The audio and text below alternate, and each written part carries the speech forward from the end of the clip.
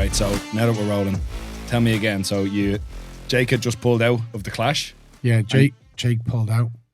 I think someone else. Oh, Nick and Jake dropped out, which is injuries. And then I was just thinking, fuck. Like, obviously Jake brings a lot of attention being a home guy. It's like, who could I ask? And then Dan Bell was back lifting, came up on my feet. I was like, I'll just shoot him a message 12 weeks out. I was like, do you want to do Clash? Literally, do you want to do this? And he was like, yeah, fuck yeah. And then within the space of 48 hours, he had his flight booked. off you go. I don't even think he knew some of the rules either. He just was like, yeah, I'm in. Which says a lot about, what type of character he is. Yeah, so that was pretty cool. Do you know, so obviously we're going to talk a bit about Clash of Titans too. Is it true, because I've had a chat with Eamon here a few times, we've talked about the idea of this super heavyweight total only meet at the Abs series held to a really high standard. Is it true that like way back when you did the first Abs Pro in 2018, that was something Eamon was like pushing for? He really wanted to see something like that. And you were saying, if I could get, 10, 15 lads that can lift to a high standard, I'll do it. Yeah, Eamon was always on my case about it. And I was like, obviously, yeah, but the focus initially was like building the pro. So that was still an infant in terms of pro comps. The Irish Pro was definitely big back then as well. And all the comps, it always comes down to competition. I remember being at the Irish Pro and Zahir came out and did 3 squats. And it was just a one-man show. And he won by a landslide off, I think, openers or second, an opener in the odd second. So I never wanted that. So I always said to Eamon, like, yeah, if we can get the depth, because again, like if you look at big dogs, they'd always struggle with people pulling out. It was always like 7-8 lifters. Obviously it's in Australia, so it's a lot harder, but yeah, Eamon definitely kind of pushed that. I think it was definitely his idea as well. So well, it's cool to actually get him on one this time, because he obviously got injured in his a week out from the last clash, from his last bench, and then he did actually make it to the platform this time, although I do think he was carrying a hamstring injury. Yeah, so he did something to his hamstring a few weeks ago. But it, like, last year it was kind of shit for me. Like, Jake and Eamon were absolutely flying with training. I was like really happy with both their training. Jake's shoulders like basically left the chat one day. So he went in at like not 100%. Which was shit. Then Eamon tore his pec. So it was kind of a bummer, because them two have been like instrumental in the series. They, they were big parts, and especially the early days. Yeah, getting the crowd in, building into it. So this comp for Eamon was just about literally, and Tom Smith as well. I coached Tom Smith for this one. It was literally about just getting to the platform and being there, especially for him, because it was his idea, Yeah. And a few weeks ago, we thought it was. Were you there that day? I remember Paul. Yeah, it was fucking shit. So, he didn't have his best day on total, but the fact that he made it there and got 400 kilo squat, to a standard, not a 400 like that's 3 inches high, like what you see around the world these days. It was a legit 400 squat. And to do it at that comp, it was kind of probably my favorite moment of the clash flight anyway. There was a lot, but like, obviously me personally, I know what went into that and the sacrifices. I think you can have those like big moments. You're like, that was the most cinematic moment. This was the coolest moment. But I think like that one's probably the most hit home one, because we've seen Eamon prep into Clash of Titans 1. He was having a great prep, scored 385 in that prep. Yeah. And it moved nicely. Like, so he was all set to put up a really, really good day. And then obviously got injured. And then, he's had battles with his own body the whole way through the last 12 months. So to see him go out and do that, I think was like I think it was cool for everybody. Yeah. Because I know that's one thing with this type of competition, and I do want to get into some of the motivations for the competition and seeing it come to fruition. But I think it's been able to present super heavyweight powerlifting, but to a high standard. Because like you said, I think a lot of the time when you're dealing with super heavyweights, sometimes referees in the audience get the wow factor when they see so many plates on the bar. They're like, we just give it to them, you know, even if it's very obviously not to a good standard. Whereas I love that we had everybody here held to a very high standard by the abs, or as we always say, this is the standard. We're just the only ones not giving it away to people. But so if you can, that's the thing. If you can do it at Abs Series, if you can do it at Clash of Titans, you can do it at the Abs Pro, you can do it anywhere. And to see Eamon lock in a 400, see Dan Bell actually put up a really competitive total, and then see Dave Richardson, who's become a mainstay at the series, lock in a superb 9 for 9 day. They were all really, really good moments and quite cool. I think, I don't think I'm mistaken. Did Dave have the competition won on his second pull? Yeah. So he flipped it on Fernando. Yeah. Fernando had that last year. So it's crazy. Because I know, do you know, we had talked, you're like, as soon as we know who the winner is, run down with the mic and interview them on the platform. So when Dave came out for the last pull, I remember it happened with Fernando last year. Like, he'd already won, but he came out for the last pull and he didn't get it. And then the confetti fell. And that happened with Boris then as well at the Pro. Yeah. And it's like, I'd love to see someone, even though they've got it won, just get the last pull. And Dave did it. And I was like, that is perfect. Yeah. That is the perfect competition and the perfect moment. Like, that was so good. Big balls on him to come out and do it. Yeah, it's definitely is a little bit of a downer when the same as Boris, Denise, Mr. And obviously Fernando. So it was nice for him to, and it wasn't an easy pull. It was he worked for it. There wasn't much more there. Like, so. Has anyone pulled more than 432.5 kilos on that Ab Series? I don't think so. I think that's the second or third ever biggest conventional in the world ever. Yeah. So no, I think Fernando had the biggest deadlift before that he did last year. That's right. Yeah. So no, that was pretty. That was awesome. Did you think when this was a conversation with Eamon Harford years ago, and you're like, yeah, if we could do it, I would. Did you ever think it would get to the level it is now, where you're quite literally making powerlifting history on your platform? Not really. I thought when we first started it, I loved the idea, but I don't know. I think I was just tunnel vision with the Abs Pro. Yeah. And then when I seen the hype around the Clash, and I was like, yeah, this is because everyone has formula meets all over the world. Yeah. So whereas it kind of reminded me what powerlifting's about, just lifting the most weight. Yeah. And now, if I'm being completely honest, I probably would favor the Clash. Again, it's literally only a couple of days old, so I might change my mind in this August. year's Pro. Yeah. But they're both amazing events in their own way. But like, we're on the second Clash now, and it's like streets ahead of where the Abs Pro was. Yeah. At the second event, obviously the Abs Series is way more known worldwide, which even saying that is mad. It's weird. It's considering mad. We run it out of a fucking warehouse in Finglas. Yeah. It's mad. So yeah, now this is going to be the biggest event in the next 3-4 years ever. Like, it's going to surpass Big Dogs, and I say that with respect to Big Dogs. Yeah, like, well, they paved the way. Big Dogs for me was the pinnacle. Even more than like IPF Worlds and stuff. That's like the fucking world. It's like the super heavyweight championship.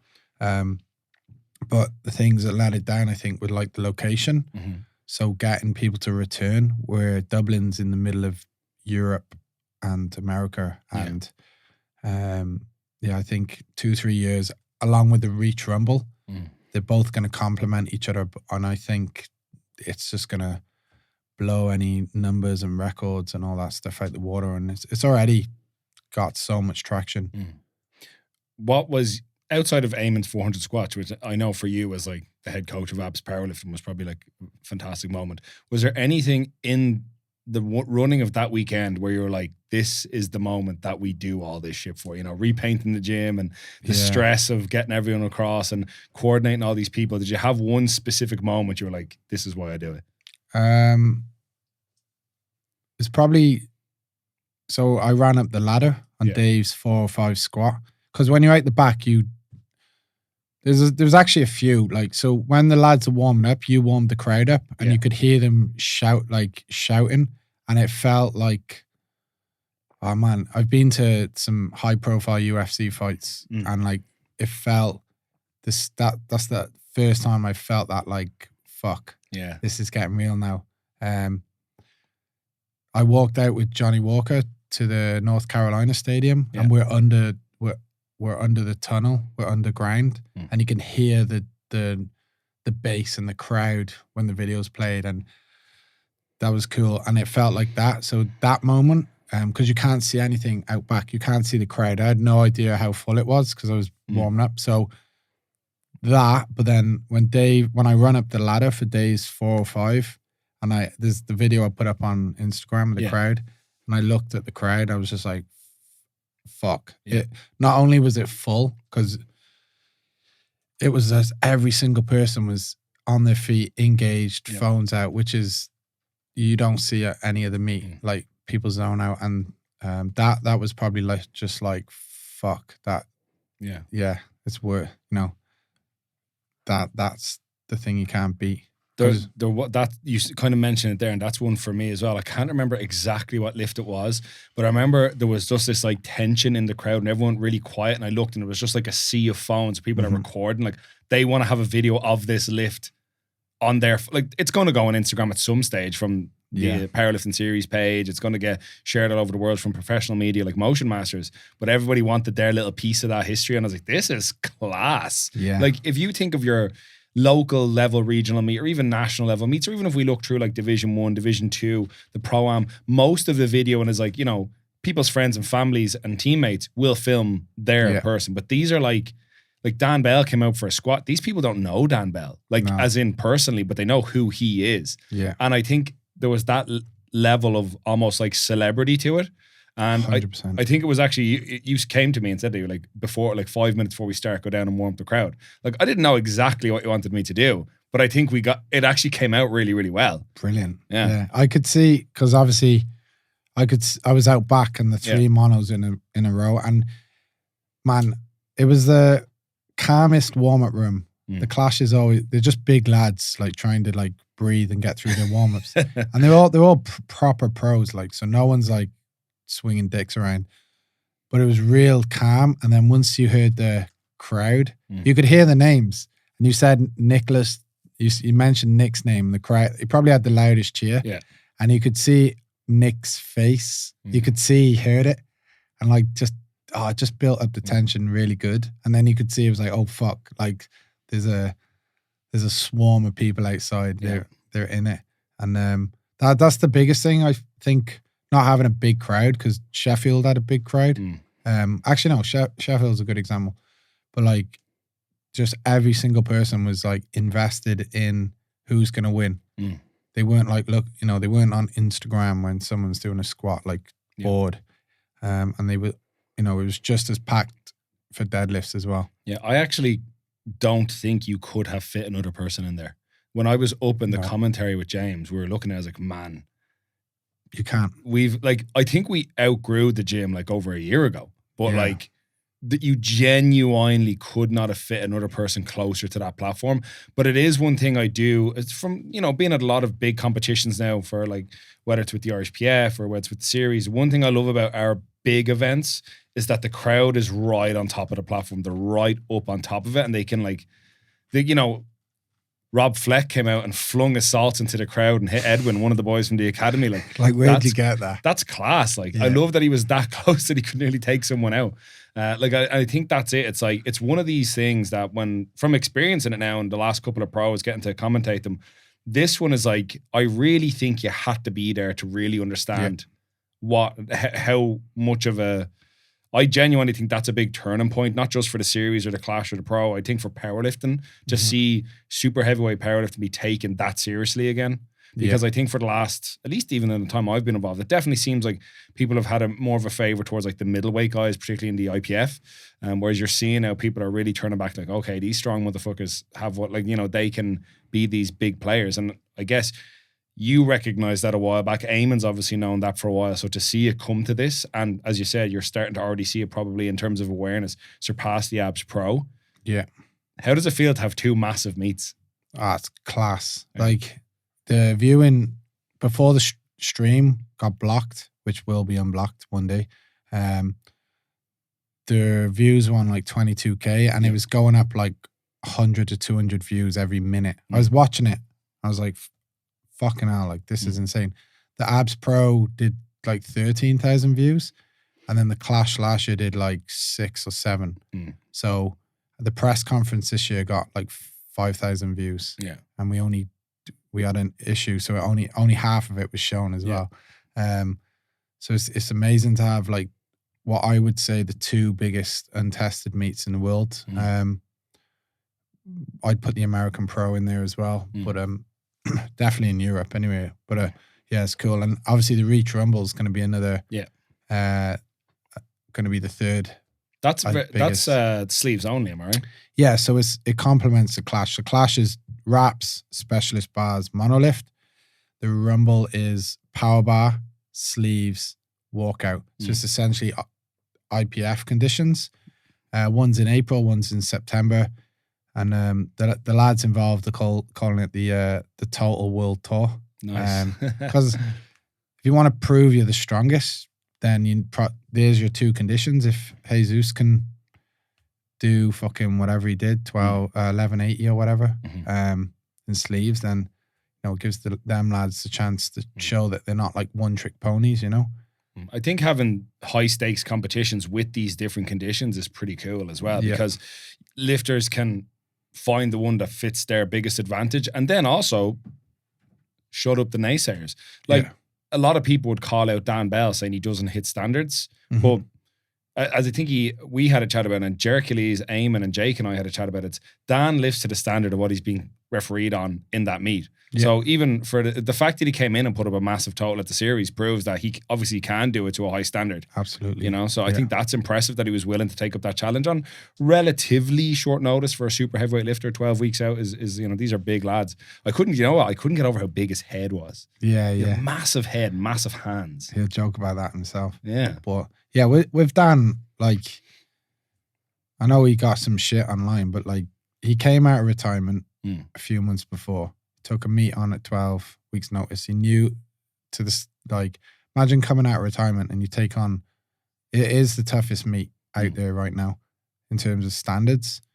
And then he was willing to fly, and he could have took the 440 again.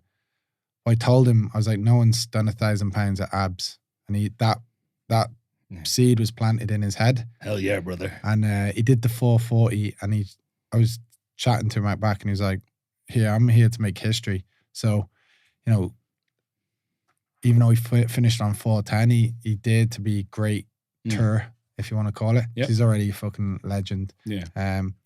So anyone giving him shit, shut the fuck up, come over and do it. And, you get 20 minutes between attempts. Yeah. He wasn't, a lot of the guys weren't used to that. Like the Polish lads struggled.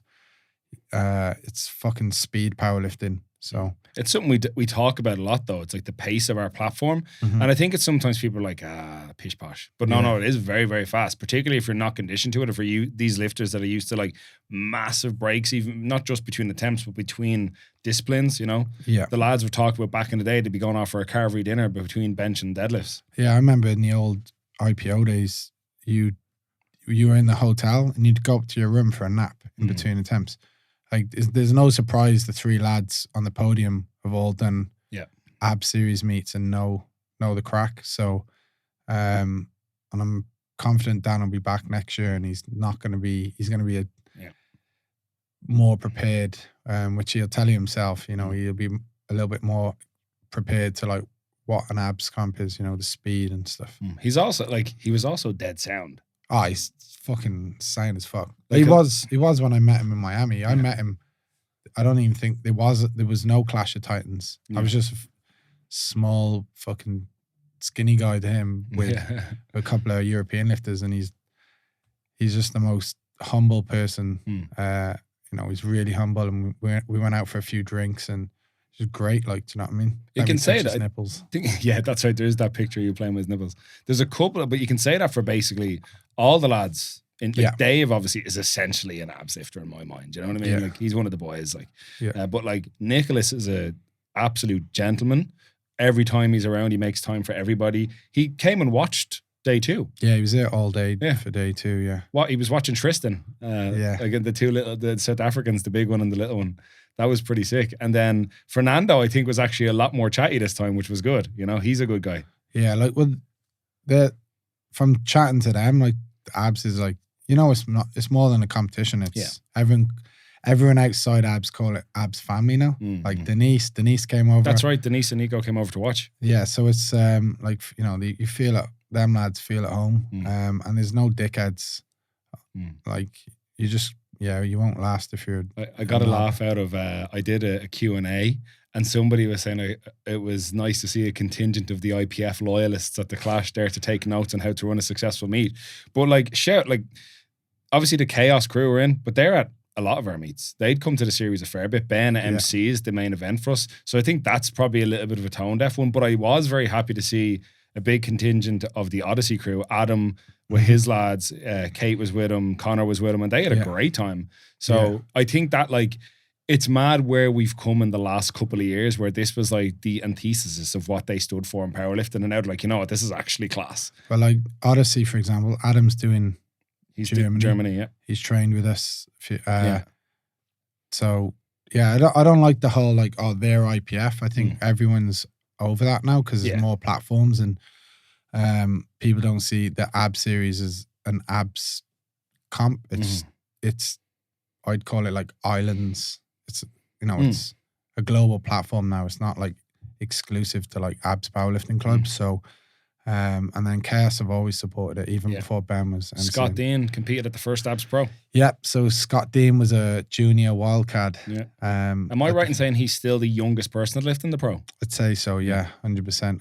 2018. Yeah, and I think like Scott's always supported it as well. So yeah, it's not necessarily like, oh, they're IPF. Like, don't think anyone cares too much about that anymore. I think it's, do you know what, honestly, I think it's essentially this. It's that realistically now everyone's, you know, trained together, gone for points together, and we realize we all just like powerlifting.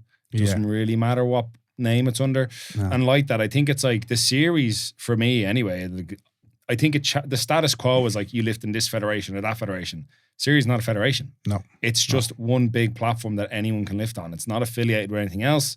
It's its own separate thing. It's like, I would almost say it's like if you know, like the way they've got like the Rugby World Cup, and it's like the best of like Leinster, Ulster, Munster and Connacht come together to form the Irish team.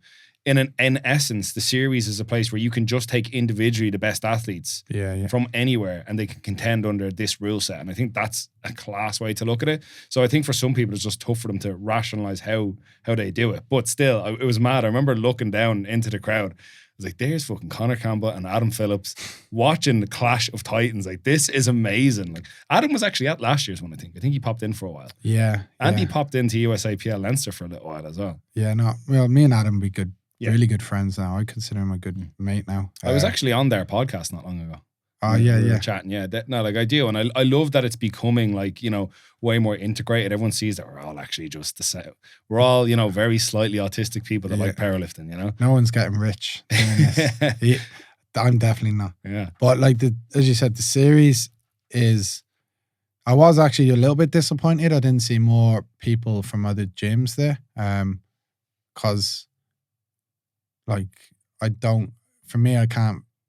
just don't get how you can not attend that event in your country. Yeah. It's a couple hours drive. So that was probably the only disappointing thing. You know, it's like literally you're not going to see this sort of level of lifting anywhere in the world. Even at Sheffield, you've only got one guy going over 1,000. So that was a little bit disappointing. But, you know, this is like a golden era for powerlifting in Ireland, and that includes IrishPF. Everybody. And the series. So the series isn't like, it's Ireland's platform. We're showcasing our powerlifting community to the world. There was so many like faces there that had nothing to do with abs.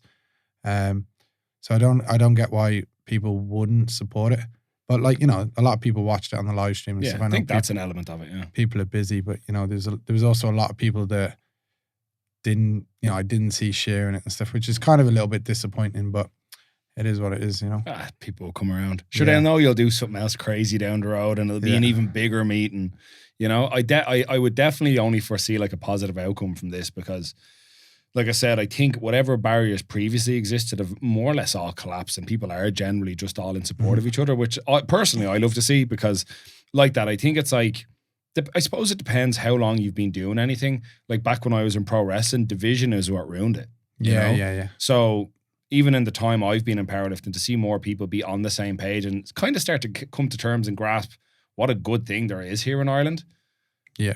I only think they'll really be able to know that if they were to be able to compare what powerlifting is like here versus elsewhere. Like, you know, Dave, Thai boxing Dave? Yeah. He went and handled one of his clients at a competition in Spain. And he handled one of his clients there at the weekend, and he was like, this is like night and day. Like over there was mad. It was just chaos. Nothing was organized. Everyone in the warm-up room was like hostile, you know, whereas here, like everyone was working together. Everyone cheered when people walked out. Yeah. He thought it was like unbelievable, the difference. And I think that's kind of maybe a uniquely Ireland thing, you know? It 100% is. Like Ireland, for me right now, is the mecca of powerlifting. Not necessarily in terms of like prize money, but just what the community brings. Like you can go to any Irish meet, I was going to say IrishPF, any Irish meet, and even like the smaller feds now, and there's a big support, there's a big community. It's just fantastic. It has such a good buzz about it, and it punches above its weight on all divisions. You know, IPF, USAPL, they've been on to me about hosting the World Cup next year. Amazing. After one event. So you got people traveling all over the world to do Irish competitions. Yeah. So, you know, hats off to the community of Irish powerlifting. It's not a one-man show at all. Like everyone's doing an amazing job in all the federations. Well, let me ask them, because I think it's fair to say, particularly if we look at the history of the series, there's been innovation after innovation every single time. What do you think was the biggest innovation now at AB Series 16 and Clash of Titans? What was obviously the hybrid mono was a new addition to the platform. Things like even the confetti falling when the champion is crowned, the immediate post on the platform interview, the crowd warm-ups. A couple of series ago, it was having the press conference. Yeah. Was there a unique thing at this when you're like, okay, that's something we need to keep for every single one? That is what pushed the needle forward a little bit more and made it that extra little bit special. I think this one was just about bringing it all together. So like not silly, like small things like we got rid of seats and had stools. Yes. So that kept everyone engaged. Like when you're sitting down, you just you get bored. Yeah. When you're on a stool, I don't know what it is, and you got a table. Everyone was engaged. You get more people in. You don't have empty seats because people move around, stuff like that. Actually, a lot of work goes into the crowd. Yeah. Like I'm not going to give away my secrets, but there's tricks behind that. I think just bringing it all together, the little touches, what worked, what didn't work. Like you notice there was no fire breather this time, because I just think it kind of possibly took away from it. Now it's like the focus is purely on the lifters. The lighting is right. It doesn't look like a underage disco. Too many lights. Where if you look at the older series, it was like dark and the lifters were purple. And you've got fucking lights flashing everywhere. Where the light, you know, little things like that. So it was more just bringing it all together. And Stel wants to bring back the live band because we won't get copyrighted. So there's just no space for that. But I think even like having more screens in the crowd and the new leaderboard and stuff like that. Just, you know, it's all about fine tuning. The only thing I didn't like was the weigh-in day in terms of having a pro-am and a clash. Like next year, it'll just be clash. Yeah. Because it was just too much work. I felt like the pro-am, even they were the co-main, they didn't quite get as much media as normal. Even though it's like way more that they're going to get in a normal comp. Everyone gave positive feedback, but you know, but these are all things that you kind of work on. I think you could have put anything in with the clash and it was going to pale in comparison. I think if you ran the pro and the clash together, the pro would probably be overtaken a little bit by the. Yeah. I think it's how easily translatable it is for the clash. Like big fucking lads, whoever lifts the most weight wins. Whereas like last year, I remember when we were on the pro live stream, I had to explain to the people in the stream comments how Boris was beating Nicholas on points. Because some of them just didn't get it because they've never seen him eat that way. Or Nicholas, you know, big celebrity in South Africa, brought a lot of eyes and they were just like, how's this fucking giant losing to this little Bulgarian? You know what I mean? But in any case, I think you're definitely right in there. And that I think every single time it's refined that little bit more. But I think, like you said, the Clash now is probably big enough to be like almost like a standalone event. Yeah. You could probably still run something alongside it, but it would either have to go on before it or on day 2 or something like that. But I think it's become that thing where it is the draw. It's the big thing. But as I was there essentially all weekend, and I know on day 2, I was really expecting it to be much flatter, but D2 girls had a big audience and they were very loud like that. And same with D2 lads as well. Like I know that's usually like the friends and family, but I was very, very impressed with the size of the audience, the vocal of the audience, and just it went from people, squatting 400 kilos to somebody, squatting 200 kilos, but it was still treated like it was very impressive because I think sometimes in powerlifting we lose context that 200 kilos is still a lot of weight. Still a lot of weight. Yeah. Like the crowd all weekend was good. Again, that's just over time we've kind of moved things around. And, the D2 girls always bring their friends. Like girls get excited as well. Yeah. And having the D1 guys in the morning, it's a little bit flat starting out, but like they all get in early because they're nervous girls and bring their boyfriends and all this shit. So yeah, the whole weekend the crowd was just really fucking good and it was class, engaged. Yeah. It was good to see like some old faces back. Shane Story lifting in the pro-am again. That was pretty good. Yeah, Shane. Good to see Evan finally get a promotion. That's unbelievable, man. 9,000 times. That was like, it's obviously it's lost in the grand scheme of things with the size of the history made on the Clash platform. But for me, like that's the 10th competition I've been at Evan with.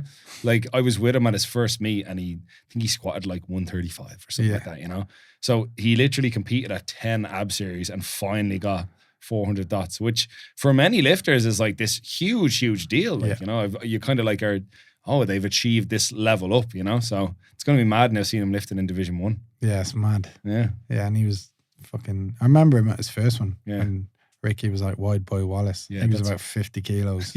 So that was cool. Yeah. But it was great. Just I've nothing like really that bad to say about that weekend, and I'm always my worst critic. So, what do you think is the next? Obviously the pro is Germany, and then the pro. The pro this year is standalone with the pro-am. It's a 1-day meet. Am I right in saying that? Yeah. What was the motivation to change it to that?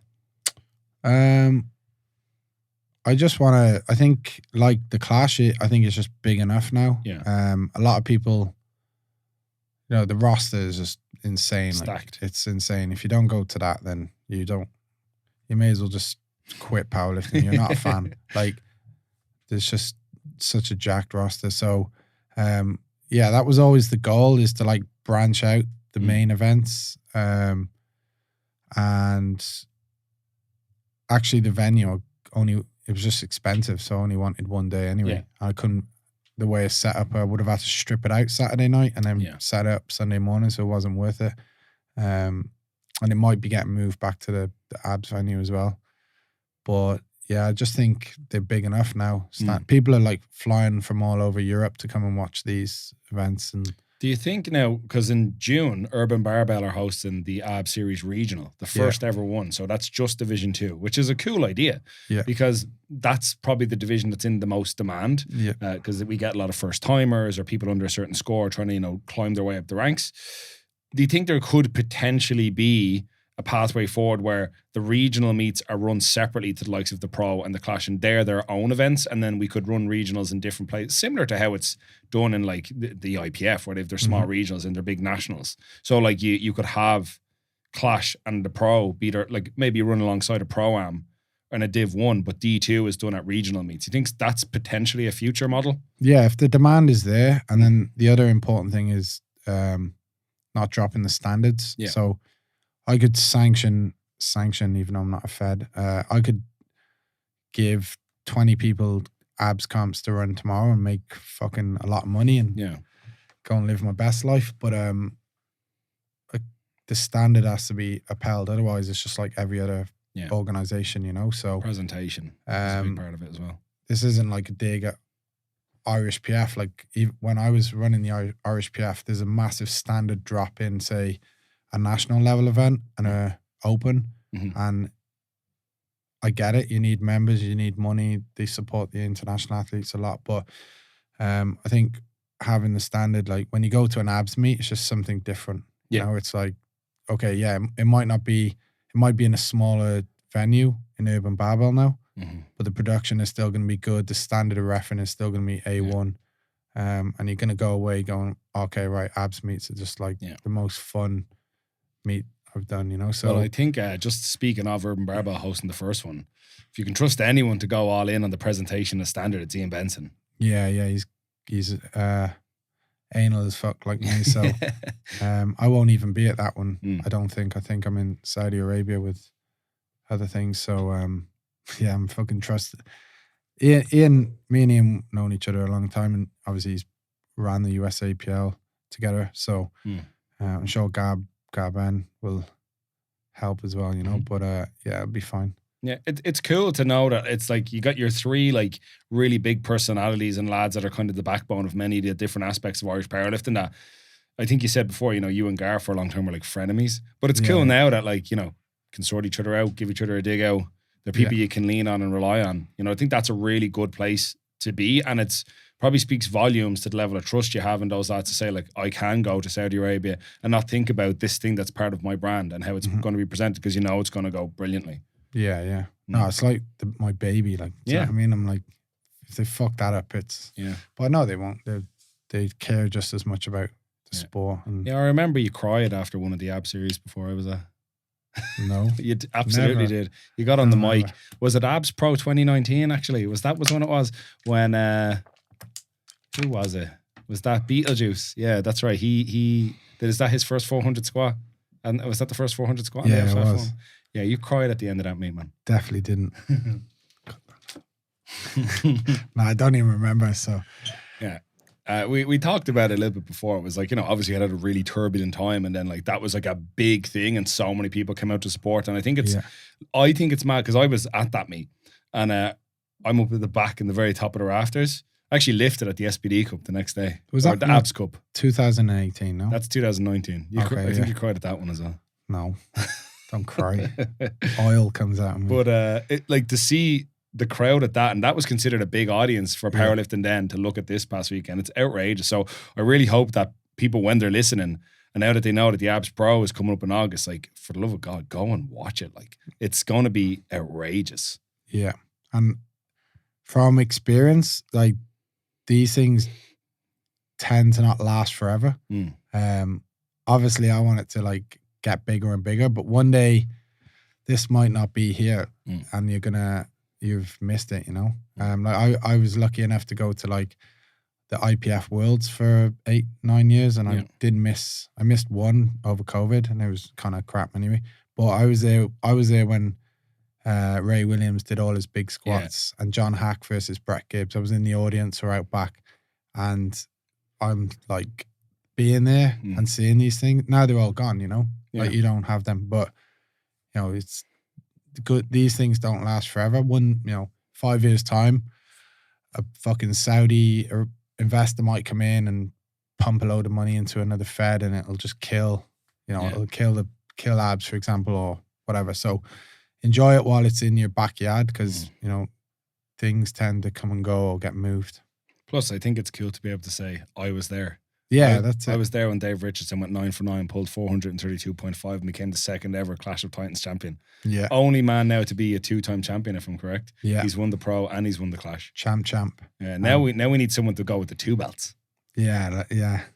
Dave's going to be a hard man to beat in August as well. Yeah. Can you imagine him with the 2 belts? That'd be amazing. Fucking hell. So we've kind of talked about it a few times, and the name has come up a few times. Last time we had you on the podcast when we did our one-on-one episode, which I think is almost a year ago. I can't remember. I think it was after either last year's Clash or last year's Pro.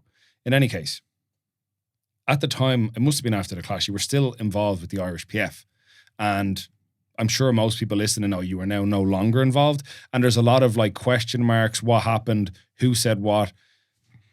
I know it's probably something that's worth addressing and giving your side of, or how events played out to you. I know you've said since there's like, now you're like, there's no hard feelings, whatever, you wish them all the best. But what happened?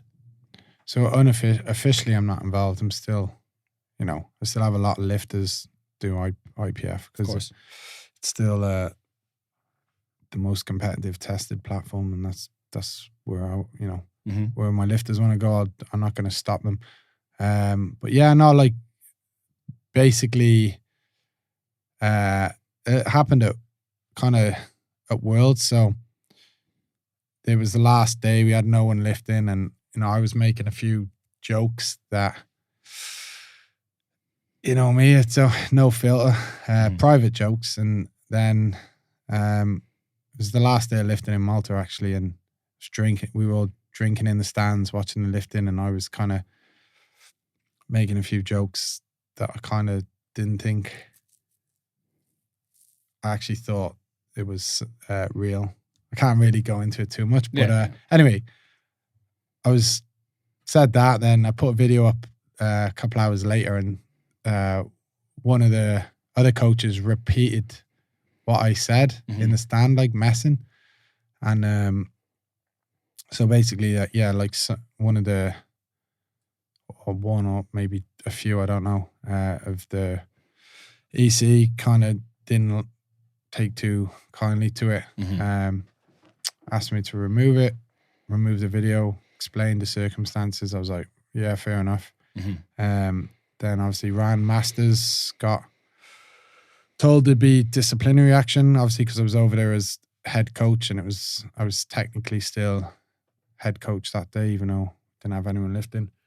And so the EC then Adam withdrew, but they basically gave me disciplinary action. Then just came to the conclusion that they would ban me from international coaching for a year after Junior Worlds, I think. Can't remember. And I just did Junior Worlds and kind of just was like, yeah, see you later. But I suppose I'm part of the problem as well in this.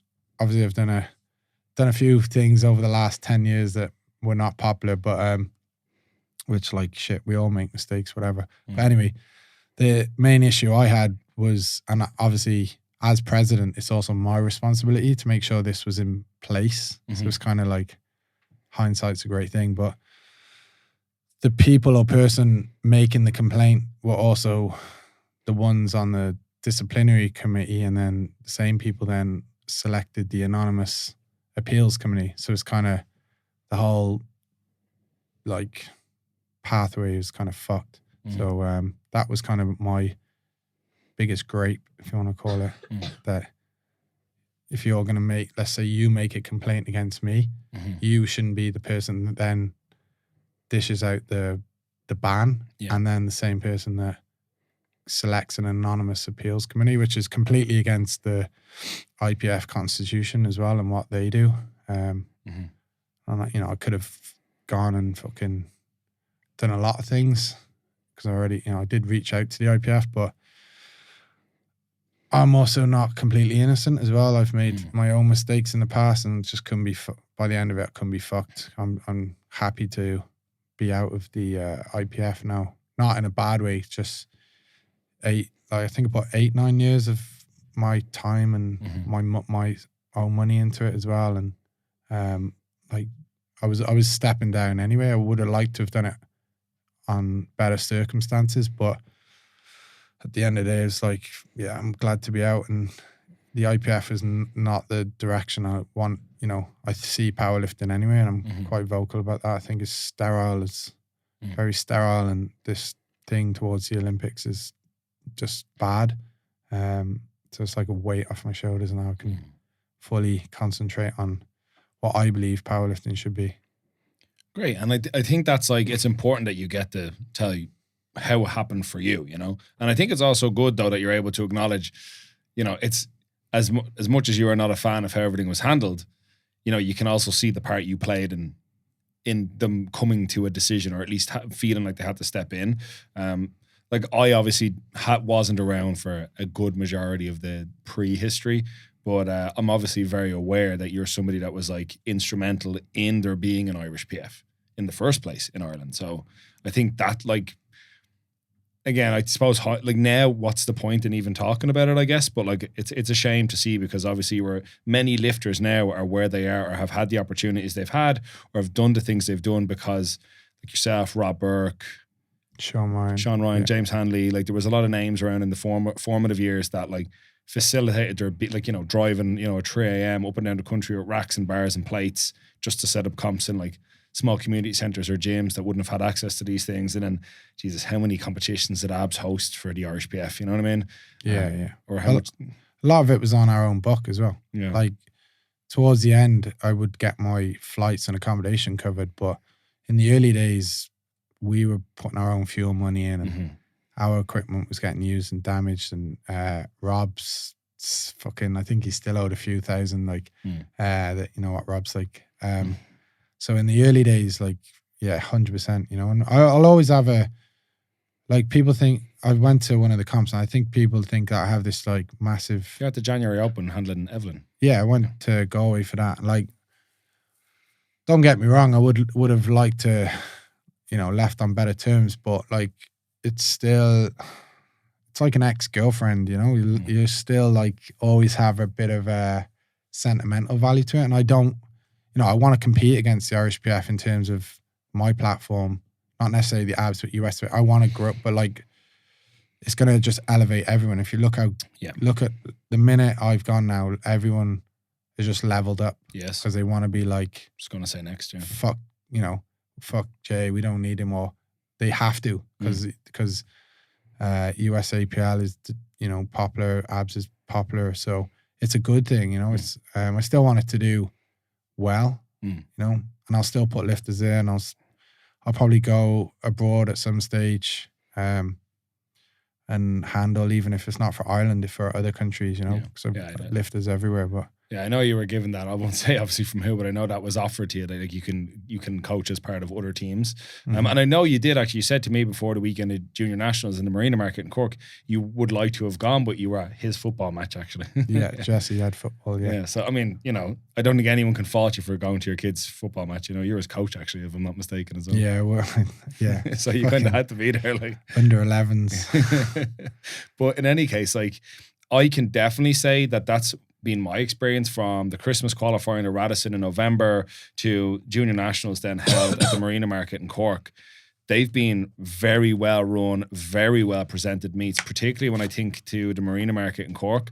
The location was fantastic. There was like food stalls everywhere. There was hot water in the taps, and there was loads of toilets. The warm-up room was massive.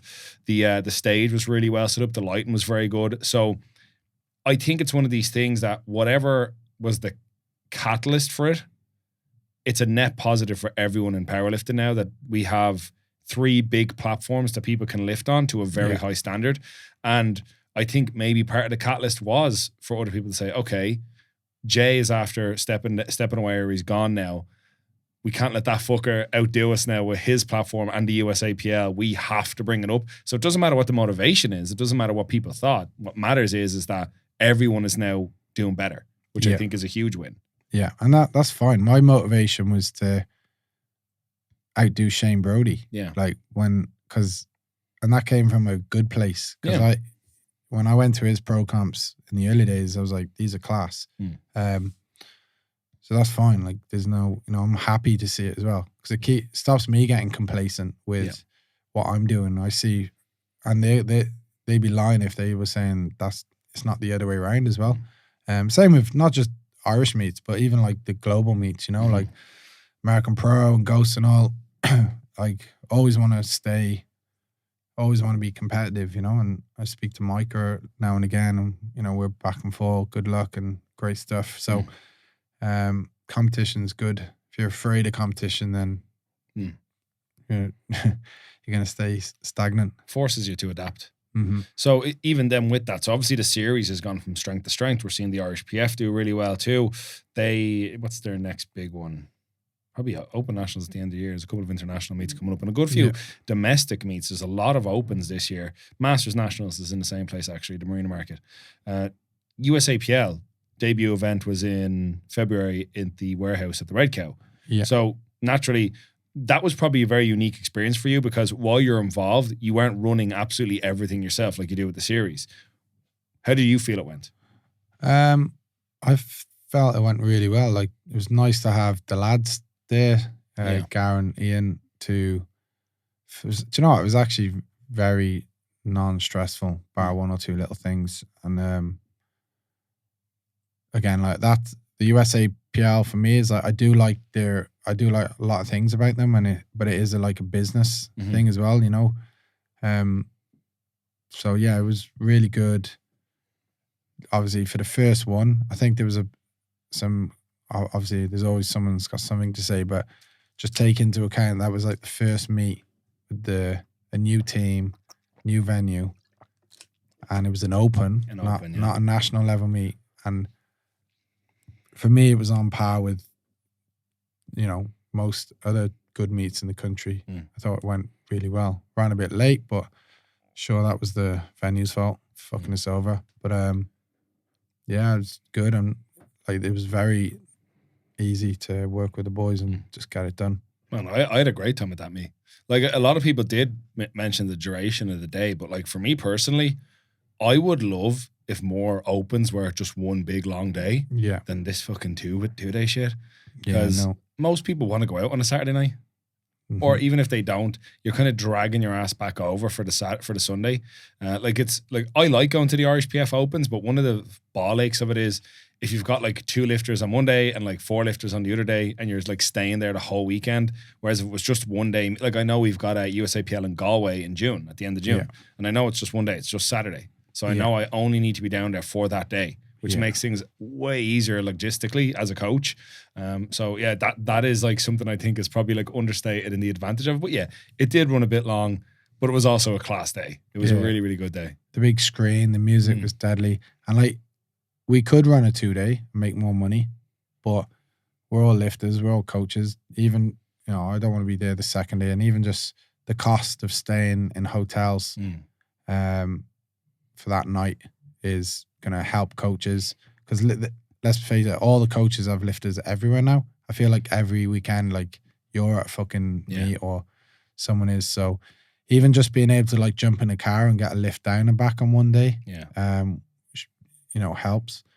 But I think if we do expand it, it'll go to like a 2-platform one day versus a second day, because that, again, we're running it more as a business versus just trying to get as many members, because we have no financial gain in the membership, so we have to maximize our time and the lifters we get in on one day. So we'll probably go to a 2-platform and use big venues like the I can't remember what, Black Box in Galway, and looking at 1 or 2 others. It's great to test them out. I can throw an ab series in there as well. I actually like the idea of doing a 1-day 2-platform open meet. I think that's because it's unique. It's different. Like, the IrishPF aren't doing that. The series doesn't. I know their last chance was usually it was a 2-platform meet, but that was just to push as many people through as you could post-COVID, like to get them qualified.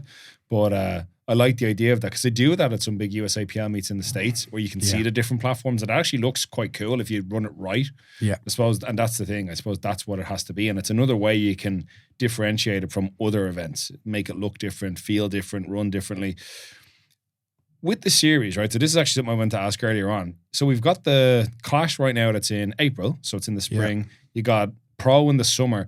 Then there's the series in November. Have you thought about doing a unique selling point for a main event flight in that competition? I was only chatting to Chris Pugh about this like before we came in. So we have Reach Rumble as well in September, which is the American meet. And I was looking at something for November, looking at going to Portugal, Lisbon for a show. But what I was saying to Chris is like, we run a Grand Prix on total. So, and there's a 2-year qualifying campaign. I'm also chatting to two American people about a massive project that would just pretty much, I think, just change powerlifting. Not telling you what it is. And then, but like do like a Grand Prix. So it's almost like a 2-year cycle. the top, we would decide weight classes. So it'd be like maybe 4 or 5 weight classes, and the top 3 from all abs competitions go into like a Pro-Am Grand Prix. So you'd have like at the end of the year, so you'd have like, say, for example, the start of 2024, January, all of 2025, and your cut-off date would be, say, August. And then the top 3 totals from the last 18 months would go into the Grand Prix at the end of the year. It'd just be 3 people head to head. So you could have like, you know, an under 80, under 90, under 100, under 110, something like that. Did you hear Andrew Blackwood's idea to turn powerlifting into just a 2 attempts only? That was my idea. I said it to Andrew Blackwood. And he said it on his podcast. It's his idea. Yeah, that was my idea, but at least he's getting it out there. Yeah. But speed, like I reached out to Open Powerlifting and some of the crew on it, and I don't think it would get recognized on there, which is kind of shit. But what about, like, right? Here's and this is just off the cuff. Just let me know what you think of it as an idea, right? What if you did, and this would speed up the running of a competition, but also add stakes to every attempt. What if after every discipline, the 2 lowest subtotals get cut? Do you get me? So like you do all 3 squats. I would say there's 14 lifters in a flight. You get to by 3rd squat, like people will take bigger gambles to stay in the competition to keep a big subtotal, but the lowest 2 get cut out. And then you do the same thing for bench. So by the time you get to deadlifts, that's when people are going to make really, really big plays. And you could do it then with deadlifts. It could be even higher stakes after the openers. 2 get cut, after the second 2, and it could come down to like 5 people, 4 people to just get on the podium or make number 1. I think the only thing with that, it would pretty much be directed at the big pullers. So like they, you know, them staying in the pocket to then load it. Yeah, I like the 2 lift idea personally. Yeah, because I think it completely changes the dynamic of like openers are boring. Like you miss your first attempt. You've got like 3 options. You take it again, make sure you only go up a certain amount and still take a bit of a risk, or you do your planned 3rd and like really put pressure, or you bomb. That's 4 options. But and then you cut it down. You see, like Clash would have been 2 hours, 2.5 hours, and that's something. The reason I changed it this year and put it as a standalone flight and then put the Pro-Am after was crowd engagement, live stream engagement. I was watching Ghost Clash. I think I watched it over like 7-8 hours, and I just was completely not. I was just going on the live stream and just, you know, waiting for Luke and Denise. So I was not engaged in the meet at all because it went on too long. And even if you remember the Clash last year, like even though it was still busy by deadlifts, it was definitely thinned out. Where this year there was more people for deadlifts than squats. Cash had to stop letting people in the door. Especially when I love now that we're doing that with the crowd divide. And they walk down through. I think that's like an amazingly cinematic part of the meet.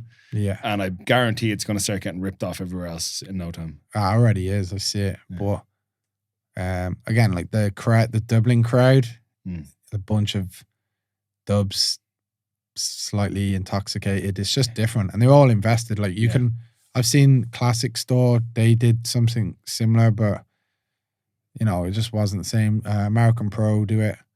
And it looks cool, but the Irish are just loud and invested, and everyone's so invested in the lifters that, like, you know, they just want to see it. They're just rowdy, and that's, you know, it all comes back to like what powerlifting should be about. Yeah, big rowdy, half drunk crowds.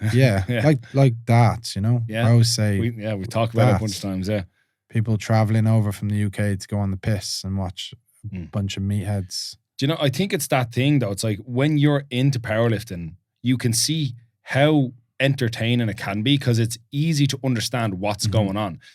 That's why darts is same with like all these sports that are kind of easy to understand. Whoever gets this number to the bottom in darts, they're the guy that wins. If they get the closest to this, they win the set. Whereas in powerlifting, like Clash works because who lifts the most. Yeah. But I think where powerlifting falls down, like you've talked about, is how it is presented to the audience and how the audience and the spectator experiences. Yeah. So I think it was a very smart idea to run the Clash by itself because people could be very engaged for those couple of hours and they could follow along with what was going on and they could see the stakes of everything coming. Like we still didn't know who was going to win coming into deadlifts. It was still very, very close. And I think that was an interesting part of it. Whereas I think when it, like you said, if it had been run alongside the Pro-Am, it would have been spread over a much longer period of time. And it gives people too much, I think you're giving people too many opportunities to dial out, to stop being engaged. It's like a movie. Like if I said to you, this is the best movie you'll ever watch, if it's fucking 6 hours, you're probably going to pause it a few times. Yeah, go for a shit. Yeah. Make a bit of food. Go on the gram, make a cap cut, while you're lying in bed. True. But this is what it is. So I think it was a smart idea to present it that way. And it's something I am interested to see now for the reach run because I know that that's a big motivator for that. Very, very fast pace, very, very crowd engaged, very jam it in, get everybody out there, fast pace, loud audience, going to be absolutely popping off. I think that's going to be interesting. And I think that is actually like in a similar way, well, Andrew Blackwood stole your idea, but I think the idea that like we can present powerlifting in a faster pace, a more cinematic way, and we can have the people that, so for us on the stream, it's my job when I'm commentating to give as much information to the audience as possible to let them know why this next thing is important. So whether that's, so I knew like we had Dan Bell. So Dan Bell's from the fucking States, they use freedom units. I'll make sure everyone knows what the weight is in pounds as well as kilos. Because I have this like core memory stuck in my head from, do you remember Hafthor did the 501 during Chad Wesley Smith did a video on YouTube about that stream where he pulled the 501 because he was like, it was during COVID. It was such a great, everyone was watching it because everyone just wanted some I remember watching it, yeah. But he was saying the guy that was presenting it, there was some Icelandic guy presenting it. He's like, he fucking made it. He did a terrible job. He just said, so next tour is loading 450. 450 what, man? Yeah, yeah. Like, say the weight in kilos, say the weight in pounds because it's an international meet. Like, it's an international event. Go through the history of the deadlift. There's no point to be alive if you cannot do deadlift. You know what I mean? Yeah. Go through like how much Eddie Hall had to work to get to the 500, all the stakes around that, how it's been this pedestalized weight for generations, and now it's been done, and Thor is going to now break that record. But he didn't do any of that. No. And so I try to remember that when I'm on the live stream because that's how you make it sound more important. And I always get, like, post competition, I always get very, very good feedback for the stream commentary. And I think that's why it's important because it's not just because I think that where people fall down is they talk about what's going on. Oh yeah, very good. 3 white lights. Yeah, yeah. It's like, that's no good. That now changes everything else about the rest of the meet. So let's talk about why. Like we found out as we were watching, James actually did a pretty good job. He came with some notes. Fernando has competed at 4 other meets since last year's Clash. Yeah. So it's mad. That created a story for Fernando coming into this meet. So like, where are we actually seeing the best Fernando? Or was he coming in a bit, battle worn because he's done so many meets.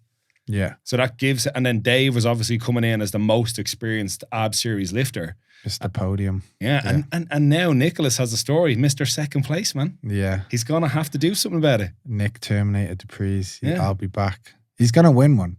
I know he is. So. He's going to win one. Like, I don't think Luke is the only one who won it the first time and Denise, but it's a different animal now. I think you just have to get that experience. But doing your research and telling a story, that's like, I feel like I'm shitting on the comps, but I watched some of the American streams and the commentators. I actually muted the last one I watched because they were awful. They changed halfway through. Not awful. I was just like, man, you literally don't know anything about anyone. You're just saying what's happened. Yeah. I know 325's on the back because I can read. I know it's his 3rd attempt. Like, tell me a bit about him, But the whole format over there is screwed anyway because there's about 8 million champions at pro event. Yeah. So no one can, like you said, no one can just follow. It's got to be dumbed down for the audience, especially if you want like people not necessarily engaged in familiar with powerlifting. I think that's what Sheffield do a good job as well. Like, because their scoreboard is very easy to follow, even though the form, what they use to dictate a winner is like very complicated. Like the record breaker thing, isn't it? Yeah, because you're not essentially competing against anyone. You're competing against records that was set in totally different circumstances. But they make it, you can still follow it. So it's all about following it, telling the story, crowd engagement, live stream engagement. Now our live stream numbers just got higher and higher throughout the meet. Yeah, where they did, right? Where I watch other streams and they get lower. They just, because people would like go, oh, this is going on. I remember at one stage, because I was reading the comments, and I think there was about 1,800 people at the very start. And then I looked back like 2 minutes later and there's 2,100. Yeah. And then there was like, I think an hour later, there was like 3,500 or something like that. It was going up and up. And the comments, most of the comments are in Polish now, so I couldn't actually communicate with them. But I was having a good crack with some of the people in it. But I couldn't. I was like, holy shit, there's a lot of people watching this.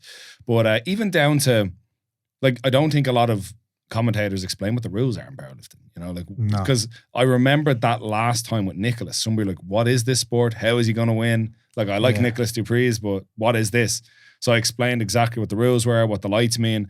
And it's even small things like that, just during the, like, you know, either the low stake attempts or during those small intermission parts, or even small things, man, talking about this. I plugged my own podcast and my Instagram about 10 times. Do it. Yeah. I think it did go over 4,000, just going to get that in there. At one point, the lads are saying, but I think it's because there's no one like who owns the live stream. Like Ryan Lapitat, he does IPF, but like the only people who watch IPF, because it's fucking boring, are IPF powerlifters or powerlifters. So even there, he doesn't really need to explain things. Do you get me? It's very... it's very structured. Whereas if you watch the UFC, the lads, Joe Rogan and what's his name? There's double champ.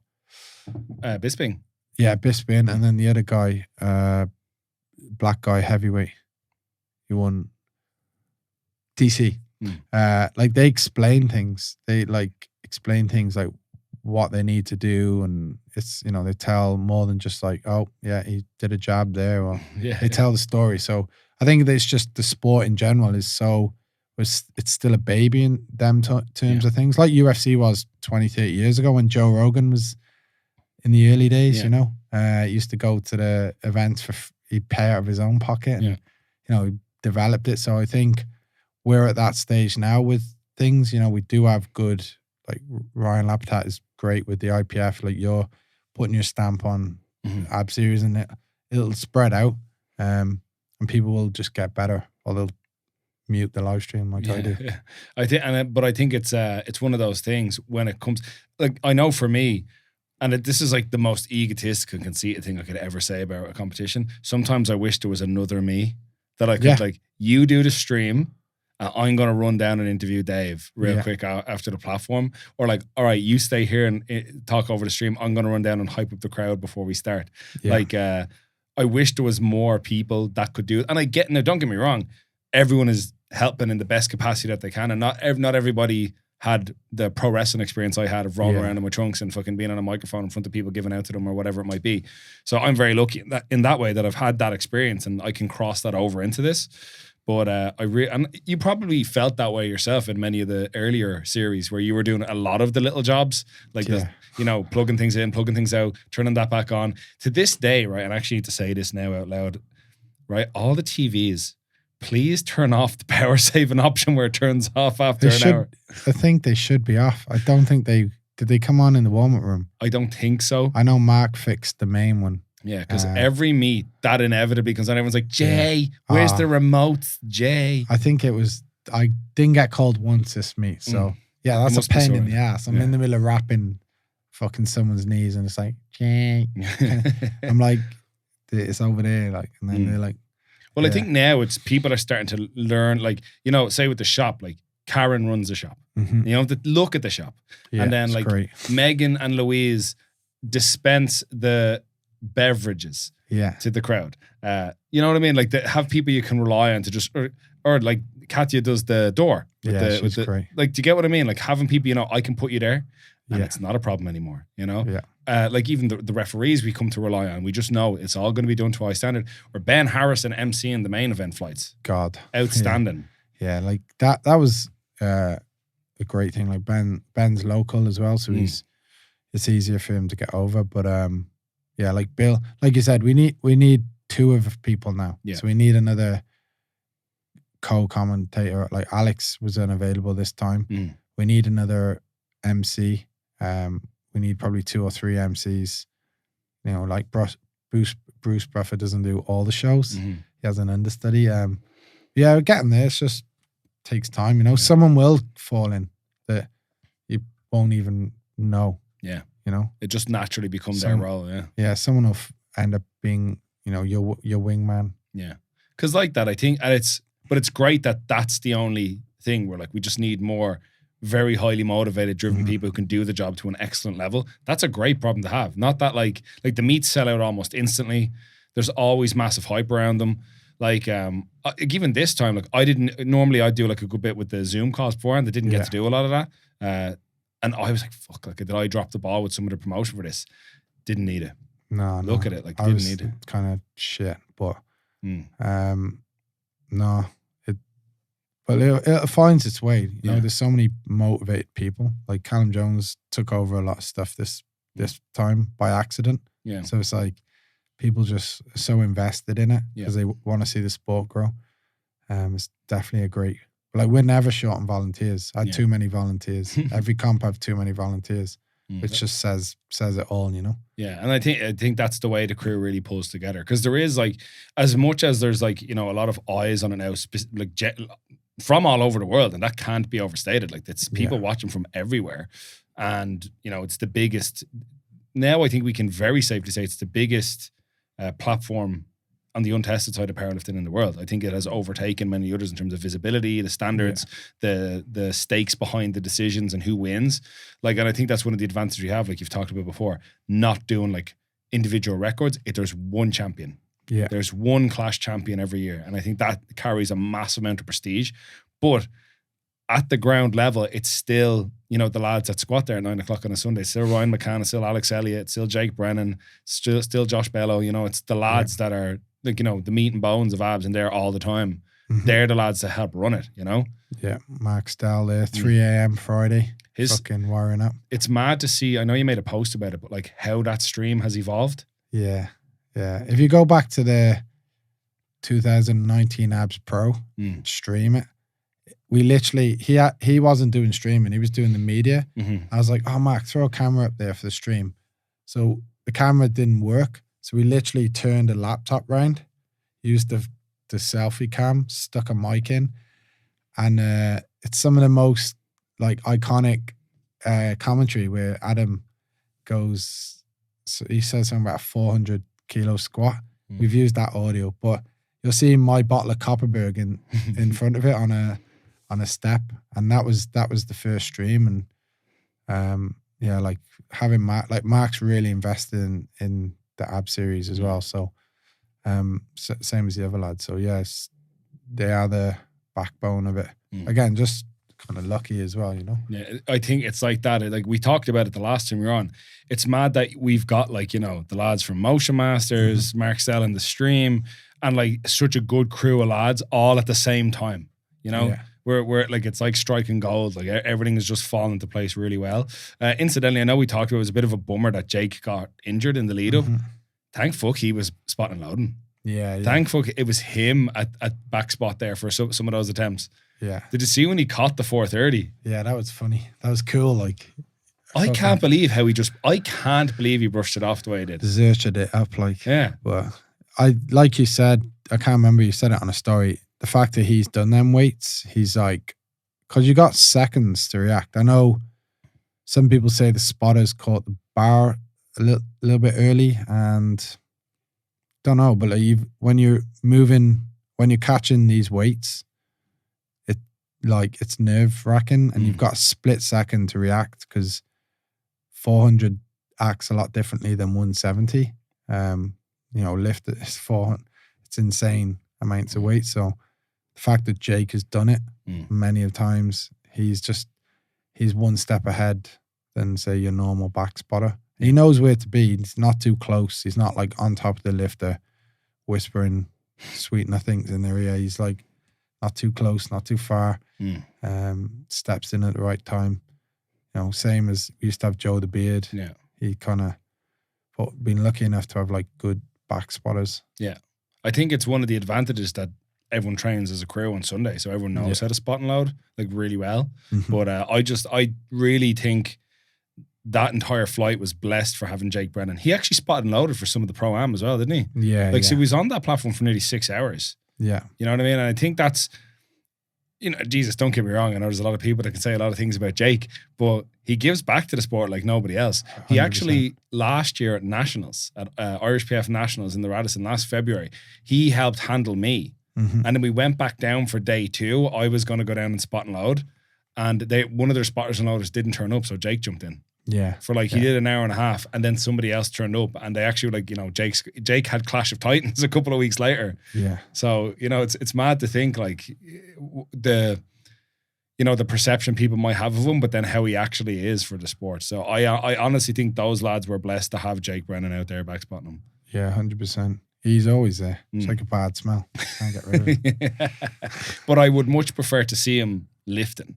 Than back spot. He's owed a big comp now. Yeah. It's so over the years we've swung for it. We've just gone for the win, and he would have done probably 1 or 2 more 1K plus totals, but we've just sent it on the thirds, and and then he was due for a big meet last year, and so it'll happen. He just needs to get that consistency back. And how do you feel now that he's like a little skinny boy? Yeah, I hate it. Hate it. Even if he just does it once more, just do it.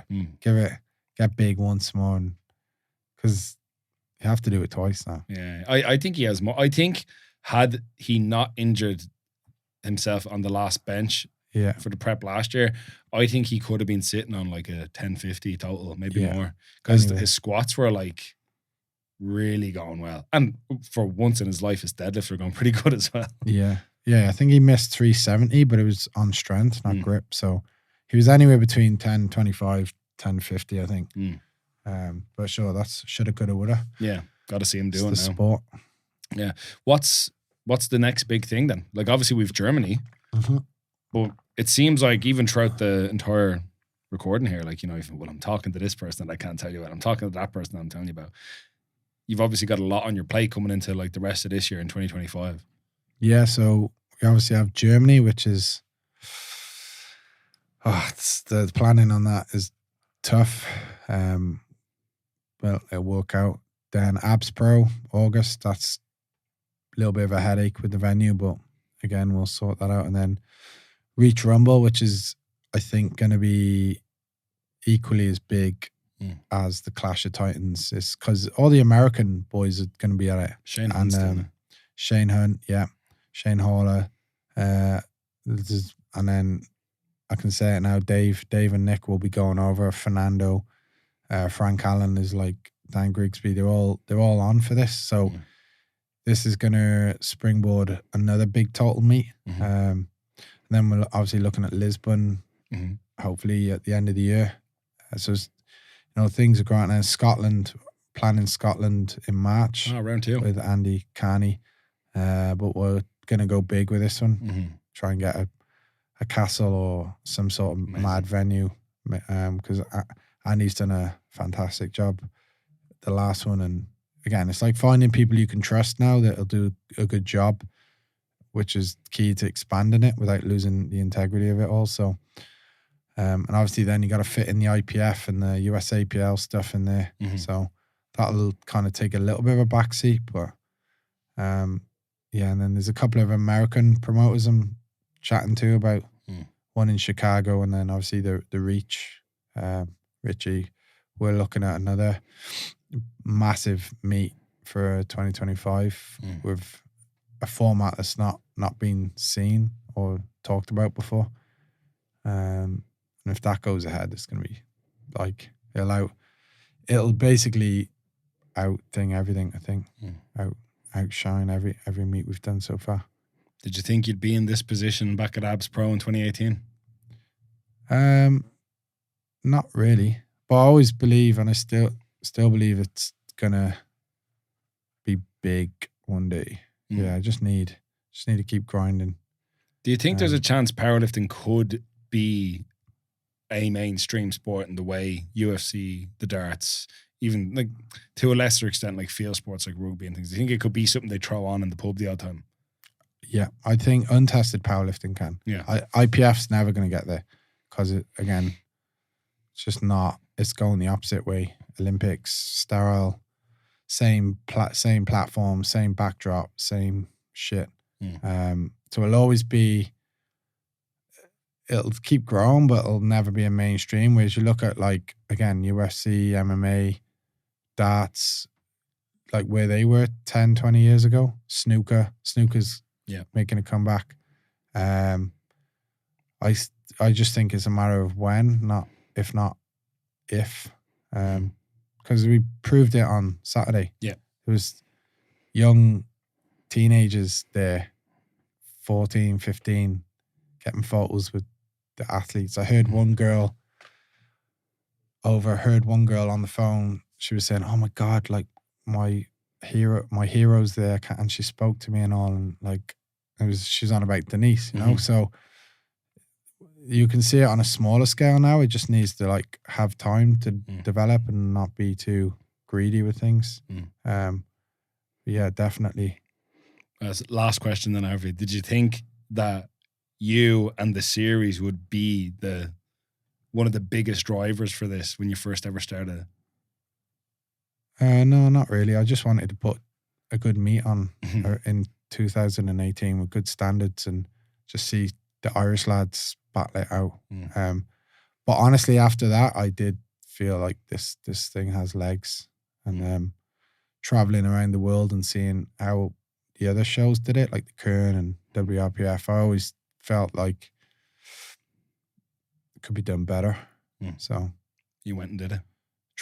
Getting there. But it's not just me. I've got about 20, 30 people that have been there pretty much since day one, and I'm just the face of it all, but it's definitely not an individual effort. It would never ever have gotten to this level without that core group of people. So I always try and make that clear when people are giving me all the accolades and all that shit. It's like I said, there's like 20 people who are just there every event, putting their own time in, taking days off work, painting the gym at 3 a.m. It's just, and like if it, or when it does become maybe a multi-million-dollar Euro franchise or whatever, they definitely be able to look after them people as well. You might be able to pay us. Yeah, not just free t-shirts. Yeah. Free t-shirts and a can of Monster if you're lucky. Yeah. All right, Jay, thank you very much. It's been real. Awesome. Thanks for having me on. Cheers.